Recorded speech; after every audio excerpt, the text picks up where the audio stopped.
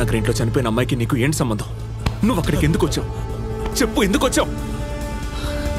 నన్ను చూసి ఎందుకు పారిపోయావు? గణేష్ ఎవరు?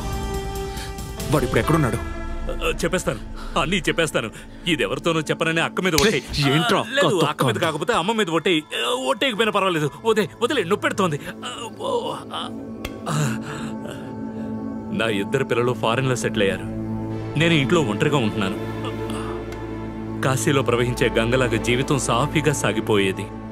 అనుకోకుండా ఒకరోజు నిద్ర రాక రాత్రి 11 గంటలకి టీవీ ఆన్ చేశాను. వంటవార్పు కార్యక్రమంలో ఒకడొచ్చాడు. వాడు వంటలు నేర్పాడో లేదో గాని కామాన్ని మాత్రం బాగా బుర్రకెక్కించి వెళ్ళిపోయాడు. ఈ వయసులో నేను రేప్ చేయగలనా చెప్పు? ఎవరితోనైనా సహజీవనం చేద్దామని లీవ్ టుగెదర్ అని పేపర్లో ప్రకటన ఇచ్చాను. ఆ ప్రకటన చూసి అనిత, గణేష్ అని ఇద్దరు విలన్లు వచ్చారు. న్యూస్ పేపర్లో మీ అనౌన్స్మెంట్ చూడగానే నా కజిన్ అనిత వెంటనే డిఫరెంట్గా ఉందని ఫీల్ అయింది. నన్ను బెదిరించి ఇంట్లో ఉన్న నగలు, డబ్బు దోచుకుపోయారు.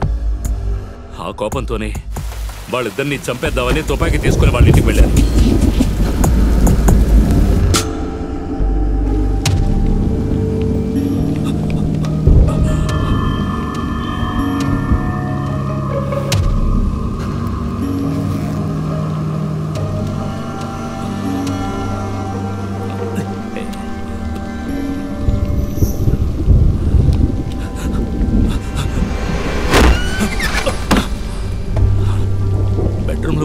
ఏమైపోయారు?